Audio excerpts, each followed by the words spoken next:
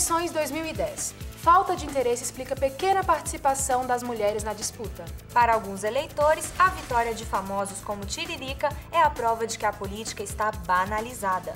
Ex-governador do Distrito Federal conta um pouco da própria trajetória política e analisa a atual gestão do GDF. E tem ainda, aulas de balé e jazz atraem mulheres com mais de 30 anos. Tudo isso e muito mais no Jornal do IESB, que começa agora. Bom dia!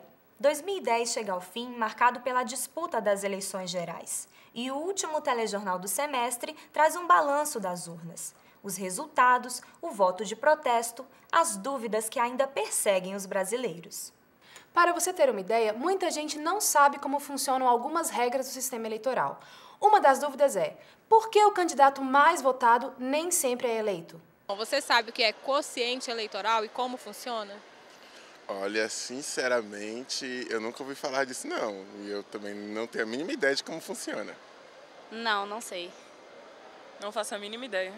Nem imagino. Eu imagino que deve ser a soma de algo referente à eleição. Respostas que refletem bem a falta de informação dos eleitores em relação a uma conta que influencia na hora de escolher alguns candidatos. Para você ter uma ideia, dos 513 deputados federais que ganharam as eleições em 3 de outubro, apenas 35 conseguiram se eleger sozinhos, com os votos que tiveram. Os outros 478 só vão conseguir uma vaga aqui na Câmara por causa do quociente eleitoral, ou seja, os votos obtidos através das coligações. O quociente eleitoral determina o número mínimo de votos que um partido ou coligação precisa obter para eleger um representante para a Câmara dos Deputados. O sistema proporcional ele surgiu para viabilizar a representação das minorias. A vantagem do sistema proporcional é que um partido que tenha menos votos possa fazer representação, coisa que seria impossível no sistema majoritário. O campeão de votos em todo o país foi o candidato Tiririca, do PR, eleito em São Paulo, com cerca de 1.400.000 votos. E quem votou em Tiririca nem imagina que ajudou a eleger mais 3 deputados. Veja como é feito esse cálculo. Pelo quociente eleitoral, você define, vou conceituar o que é quociente eleitoral, você define o número de votos necessários ao partido ou coligação para eleger um candidato. Então, eu tenho aqui votos válidos divididos pelas vagas disputadas. O brasileiro eleitor, ele tem que saber disto. E, lamentavelmente, não sabe. Então, sei eu porque sou um técnico da área. Então, você precisa votar conscientemente, sabendo das implicações do seu voto. Além de Tiririca, outros deputados bem votados ajudaram a abrir vagas para as coligações. Os campeões de voto foram Ana Reis, do PSB de Pernambuco, Garotinho, do PR do Rio de Janeiro e Manuela Dávila, do PCdoB do Rio Grande do Sul. Banalização da política no Brasil ou apenas um voto de protesto? A candidatura de artistas e humoristas nas eleições deste ano causou polêmica em várias regiões do país. Sou candidato a deputado federal. O que é que faz um deputado federal? Na realidade, eu não sei. Mas vote em mim, que eu te conto. Vote no Tiririca. Pior do que tá, não fica. Foi com esse slogan que o palhaço Tiririca conseguiu ser eleito deputado federal por São Paulo. As eleições de 2010 tiveram candidaturas, no mínimo, polêmicas em todas as regiões do país.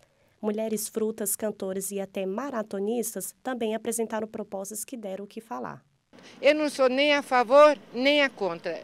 Eu creio que o povo hoje escolheu Tiririca pela alegria, pelo menos para tentar apaziguar o sofrimento que eles estão. No mínimo, teria, para ser deputado federal, teria que ter o 1º grau, no mínimo, porque como é que ele vai interpretar as coisas sem um discernimento, sem uma escolaridade, por exemplo, de 1º, não digo nem o 2º, mas pelo menos o 1º teria que ter. E o senhor acha que ele vai fazer alguma diferença na política? Creio que não. Para mim só foi um voto de protesto, porque a população foi um modo de mostrar que os nossos políticos não estão preparados para nos defender e nos ajudar lá no Congresso. Humorista desde os 8 anos, Francisco Everardo Oliveira, mais conhecido como Tiririca, foi eleito com mais de 1 milhão de votos. Essa é a nova casa do palhaço Tiririca. O deputado federal eleito vai deixar de usar fantasia para usar terno e gravata e participar das sessões plenárias. Rodrigo é jornalista. Para ele, a opção de eleitores por personagens como Tiririca reflete a distância que existe hoje entre boa parte da população e o universo da política. O pessoal que é de fora de Brasília fala, lá é de Brasília, aqui em Brasília é lá do Congresso. Aliado a uma percepção de que é meio tudo igual. Então, se é tudo igual, tanto faz em quem eu voto. Se tanto faz em quem eu voto, eu vou votar no que é mais engraçado. História política do DF. Muita gente não sabe, mas Brasília já teve governadores que não eram eleitos pelo voto popular. Indicado pelo então presidente Figueiredo, José Ornelas foi um deles. O político esteve à frente do GDF entre 1982 e 1985. Em entrevista ao Jornal do IESB, ele contou um pouco daquele período e ainda falou sobre temas polêmicos como corrupção e o caos na saúde pública. Filho de cariocas, José Ornelas foi militar por 30 anos. Administrou o DF de 1982 a 1985.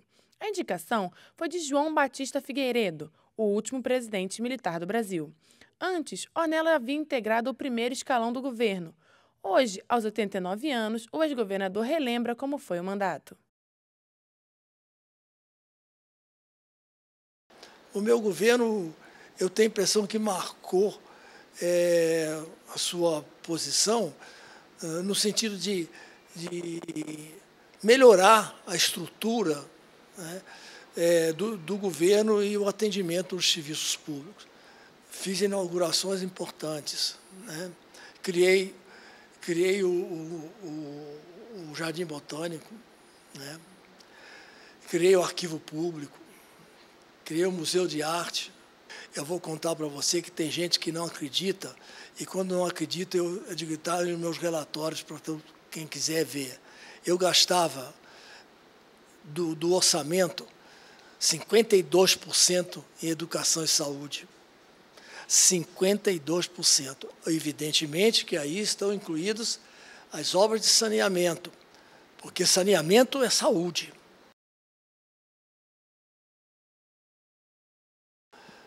Hoje as pessoas pensam em Brasília, pensam no mensalão.